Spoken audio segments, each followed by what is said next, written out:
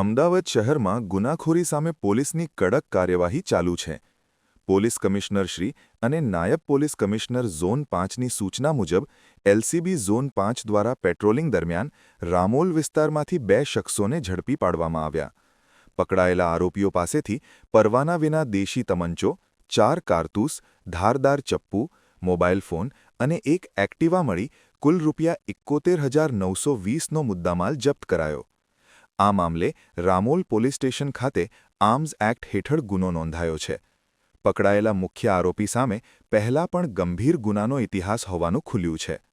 ગઈ તારીખ 4 જાન્યુઆરી 2026ના રોજ એલસીબી ઝોન 5ની ટીમને બાતમી મળેલી હતી કે આરોપી છોટેસી ઉર્ફે સંદીપ રજાવત રહે વસ્ત્રાલ અને આરોપી આયુષ સુરેશજી યાદવ કે જેઓ અમરાઈવાડી રહે છે તેમની પાસે પાસ પરમિટ વગરનું દેશી બનાવટનો તમંચો છે. જેના આધારે એલસીબી ટીમે તેઓ જ્યારે પોતાના વ્હીકલ એક્ટિવા સાથે પસાર થતા હતા તેમની પીછો કરી અને તેમને તપાસ્યા ત્યારે તેમની પાસેથી એક દેશી બનાવટનો તમંચો, 4 કારતૂસ લાઈવ તથા 1 ધારદાર ચપ્પુ મળી આવેલું હતું. આ બાબતે રામોલ પોલીસ સ્ટેશનની અંદર આર્મ્સ એક્ટની અંદર ગુનો દાખલ કરવામાં આવેલો છે. સાહેબ, તપાસ દરમિયાન શું સામે આવ્યું છે? શા માટે લાવ્યા હતા? કોની પાસેથી લાવ્યા હતા?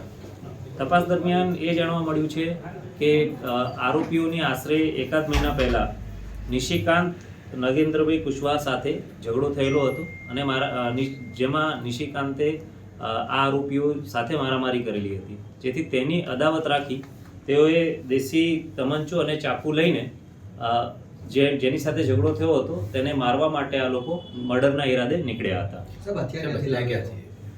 અત્યારે હાલ આરોપી રિમાન્ડ ઉપર છે અને અત્યારે ક્યાંથી લાવ્યા, કઈ રીતે લાવ્યા, કોની જોડેથી લીધું તેની તપાસ ચાલુ છે.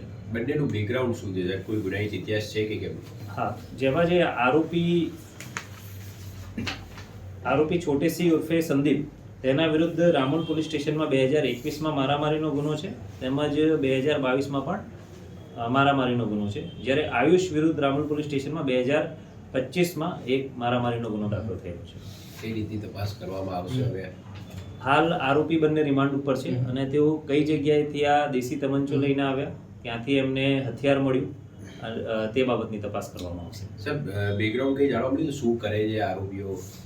નહીં, હાલની અંદર આરોપીઓ અહીંયા છે યુપીના, પરંતુ અહીંયા અમદાવાદની અંદર સ્થાયી છે અને મજૂરીનું કામ કરતા હોય.